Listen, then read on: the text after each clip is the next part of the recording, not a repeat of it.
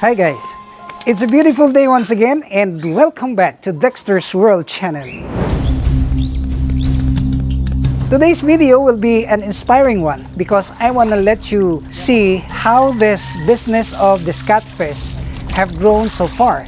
And so far, we are selling this fingerlings and even the meat of this catfish. But what is very lucrative is the selling of this fingerlings. Actually, I have already disposed more than 10,000 of these fingerlings, and it was sold at around 4 to 5 pesos per piece. I would like to encourage you to also breed your catfish because this catfish can give you so much income if you will just know the basic techniques on how to do it.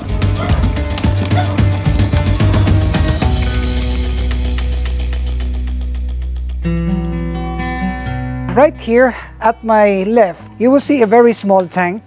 And actually, this tank is full of catfish. Actually, it contains around 100 or 150 breeders. And you will see that the water is just very close to the top edge of this tank. And maybe you will ask, Dexter, will this catfish not come out? Well, we have maintained a 3-inch distance from the level of this tank and the level of the water. And you will see here that I have here a pipe, and this pipe regulates now the level of the water because during heavy rains, the water will just flow in here and then it goes here. So that is why you will note that the azolla is also thriving because this tank contains water coming from the catfish. And I'm so amazed because the water from this tank, which has catfish, can really amazingly grow plants. And the evidence is actually that water spinach. And maybe you will ask me, Dexter, what's the pH level of this water?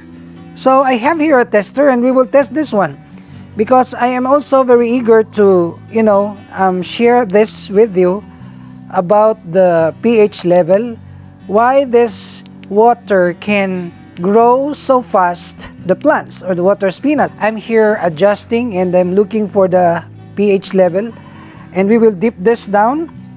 This is a tester and we will see what is the pH level of this. The reading is 7.5. It has a pH of 7.5. And then what is the ppm? We will see. The ppm is so high. It's actually 10.7. So the pH level is 7.5 and the ppm is 10.7. And this will guide us what pH level can we grow our plants. Maybe you're puzzled, are they not jumping? Well, I will tell you that they are really high jumpers. And my technique to contain them in this tank is to feed them regularly. So not overfeeding them because we have the schedule of feeding. And this is very important because if you will let them go hungry, then all these catfish will jump. It's my experience. So we will feed them now because this is the schedule of feeding. It's feeding time actually. You will note that these catfish are very responsive because they have already eaten their breakfast. I allowed my staff to feed them at 6 o'clock. And you will note that they are no longer very responsive. But over there, they're hungry. So we will feed them here. They're so hungry here. So we will feed them now. See?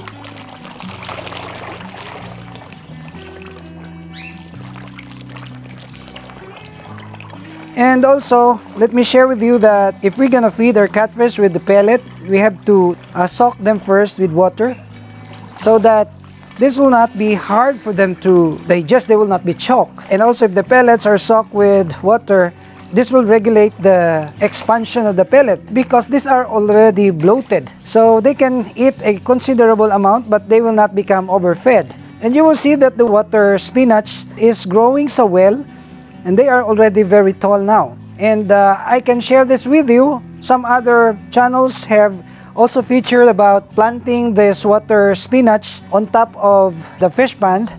But our technique is just to float the styrofoam, and of course, you will plant seeds of this water spinach. And the roots are coming out actually. You see, the roots are here. But the roots are not growing downwards, they're growing sidewards. Actually, you will see here that there are roots because they're all eaten by the catfish. And this is an amazing thing that I have discovered because even though the roots are eaten up by the catfish, still they manage to grow this tall. You will see that they're very healthy. And we don't need anymore the fertilizer, even this solution. So I am really very interested about this catfish business. And in fact, you can see that at the farm, we already have produced thousands, close to 100,000 of this catfish that are now ready to be disposed. But I am thinking about growing this catfish because I intend to have a restaurant and serve the people with this fried catfish and this adobo catfish, this kari-kari catfish, and many other recipes out of the catfish. And I'm so positive about this because here in the Philippines, especially in the regions where there are many farmers of this catfish, this is a delicacy and very delicious. And many farmers have become very rich because they know how to breed their catfish. They are into catfish farming. I would like to bring this here in our place, in our region. We are in Region 9 and in Region 12 and even in Region 11. That catfish thing is very famous. And I would like to start up with catfish here in our region, Region 9. So you will see here that our tank is now empty. And maybe you will ask, Dexter, what happened? Why is this tank so empty now? Well, to tell you honestly, I really had the great problem. Just yesterday, we experienced a 2-day power interruption. There is no oxygen, there is no air pump. We cannot function our submersible pump. That is why I instructed my staff at early in the morning to get all the koi's from here and bring that to the pet store. Because if I will not do so, they will surely die. I already have experience about massive death of this pets of yours. Just few years ago, I experienced the sudden death because of the technical problem. My air pump malfunctioned. And I experienced massive death of my koi. I cried a lot because I invested my time and property and even money of raising this koi, and they died at one instance. So this is it, and you will see now that this tank is empty, and I am thinking about breeding or utilizing this tank for the breeding of our catfish again. I will try to breed the catfish in deep water. We always have tried this one, breeding in a very shallow water, and it's also very successful. But I'm still thinking about massively producing this because the demand is so high. Many people are, asking me, Dexter, can we avail of your catfish, the fingerlings? Well, I cannot give them because the demand is so high and the supply is very low. So even if we have produced thousands of this catfish, still we lack the supply. So I am really very eager now. Maybe this is a blessing in disguise because this used to be the tank of our Japanese koi, and right now I'm thinking about utilizing this first for the breeding of our catfish. But I'm very positive that wherever tank you may use in breeding, or whatever tank for that matter, what's the shape, what's the form, what's the size, the depthness, it doesn't matter as long as you have a good water condition.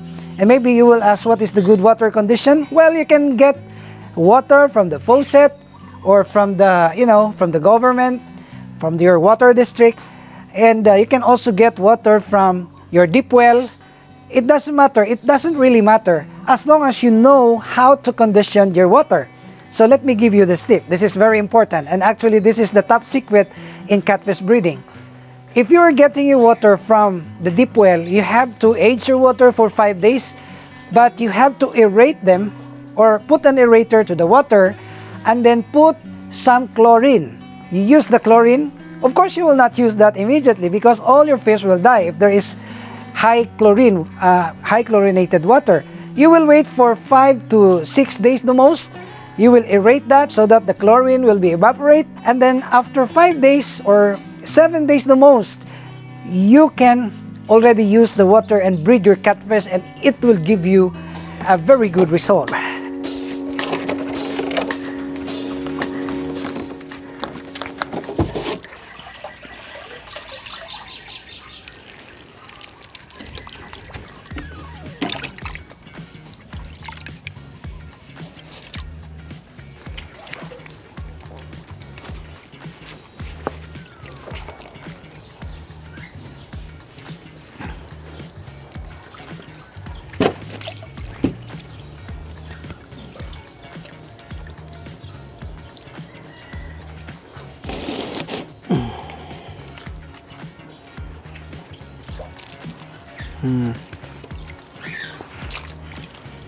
And maybe you will ask, Dexter, is this your breeding method? Well, this is not my breeding method because you will see that they are mixed up. There are swordtails, there are, guppies, there are even mollies. But what happened was when I used this or utilized this as our filter tanks, there are actually remnants of fish that were able to, accidentally thrown here, and they thrive and they multiplied and they got plenty. So that's why you have them here, mixed fish.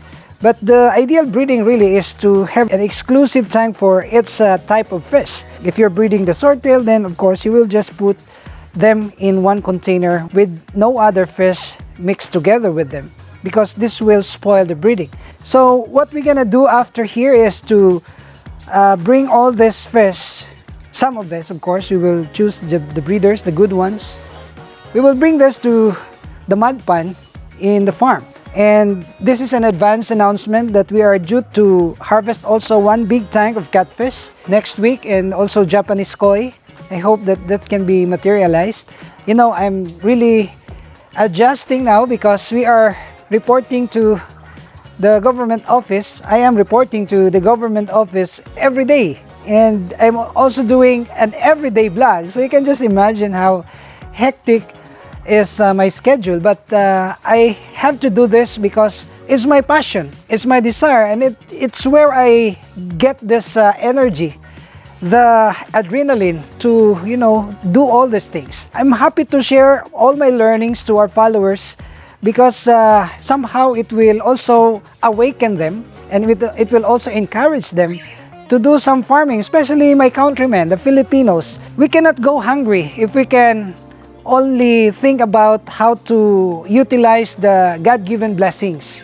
We have here the soil, we have the land, vast tract of land, and then if we will plant mangoes, it will bear fruit. If we will plant rice and corn, it will bear fruit. Also, this aquaculture thing is also very important, and I'm sharing this because I want to stir up the minds of the people in my countrymen, the Filipinos, to invest time, effort, and little amount of your money and energy to raise this, because we can address the issue on poverty and hunger.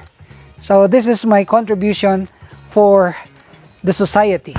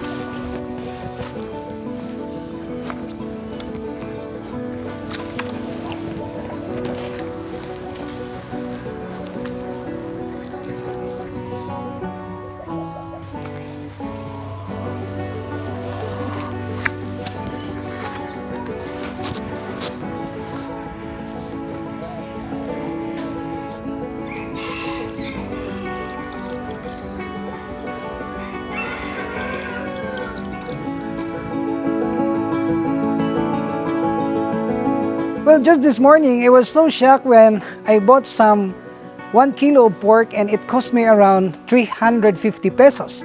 And that's something about $7. So that's very high. That price of pork is very high now because the issue about the ASF, the African swine flu. We're really running short of our supply of meat, the pork meat, and even the chicken meat. And this catfish is a good alternative for the chicken meat and the pork. So I'm encouraging everybody to, engage also in this kind of business. We can help alleviate poverty and hunger. We can help the people. And those of you who have the capacity to do it, please do it. And let me encourage you that when these things are done, you will also earn a good income. So these are the things that we can share with you so far. I hope that you will continue to like and share our videos. And shout out to our new members who joined this channel. Thank you for joining. And even to our subscribers, to our followers from all over the world. We thank you for your comments, your suggestions, and thank you also for your constant support and for being there for me. This is all that I can share. And if you are not subscribed to this channel, please subscribe if you are not subscribed. And also hit that notification bell because we're uploading videos every 2 days now. Only here at Dexter's World.